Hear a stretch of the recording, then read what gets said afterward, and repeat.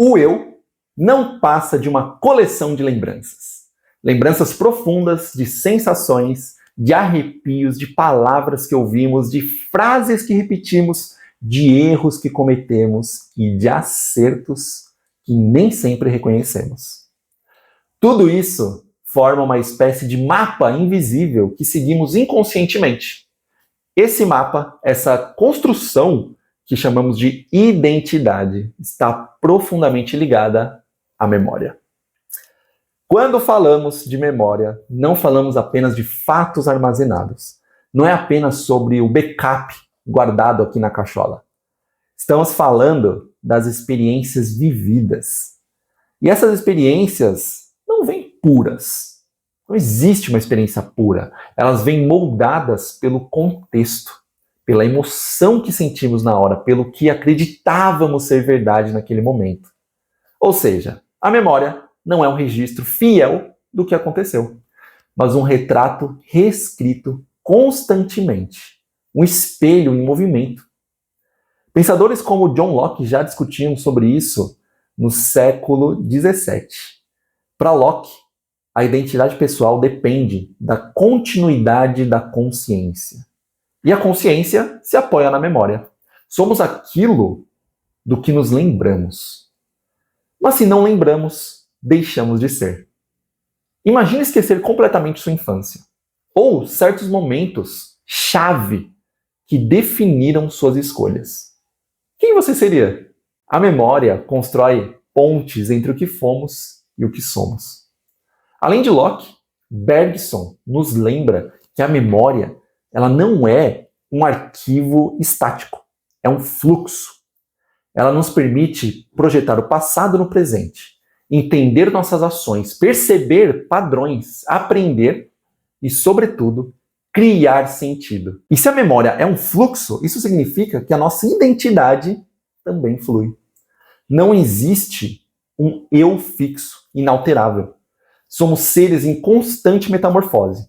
E nosso senso de identidade depende da narrativa que construímos a partir das lembranças que selecionamos, que valorizamos ou ignoramos, às vezes sem muito controle. Agora, se a memória é seletiva, se está sujeita a falhas, omissões e interpretações, até que ponto podemos confiar nela para nos definir? Cada vez que lembramos algo, reinterpretamos o acontecido, enfatizamos detalhes que nos interessam, esquecemos os que nos incomodam. E assim, a identidade que acreditamos ter é, em grande parte, uma construção subjetiva. E aqui tem outro ponto bem interessante. Nossa memória e nossa identidade são também sociais. Cada memória é colorida pelas relações que temos, pelas histórias que os outros contam sobre nós. Se um amigo lembra de um evento de forma diferente, ele altera a narrativa do que aconteceu. Se nossos pais descrevem nossa infância de uma certa maneira, isso também influencia a nossa percepção de nós mesmos. A identidade nunca é isolada, ela é compartilhada e é a todo momento contestada e negociada.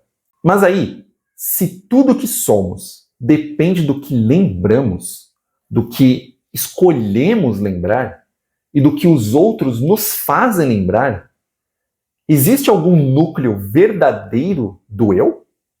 Ou somos apenas o resultado de ecos? Ecos de experiência, ecos de interpretações, ecos de histórias que nos foram atribuídas.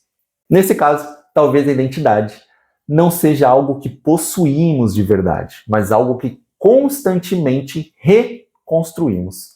Pense em decisões que você tomou baseadas em lembranças, talvez de momentos constrangedores no passado, de elogios que moldaram sua autoestima ou de traumas que insistem em interferir. Compreender que a memória é maleável e que ela molda a identidade permite agir de forma mais consciente. Você pode revisitar, reinterpretar, ressignificar e assim alterar o caminho da sua vida. E tem mais, a memória e a identidade se cruzam com o esquecimento. O que esquecemos também nos define. Aquilo que não lembramos pode nos libertar, assim como também pode nos limitar. Ignorar ou ressignificar certos episódios é parte de como nos tornamos quem somos. Quando você olha para o passado, vê fatos objetivos ou vê uma narrativa construída? Cada vez que reconta sua história para si mesmo ou para os outros, você com certeza está editando o roteiro da sua vida. A memória molda a identidade, mas a identidade também molda a memória. E é nessa troca que reside a complexidade de ser humano.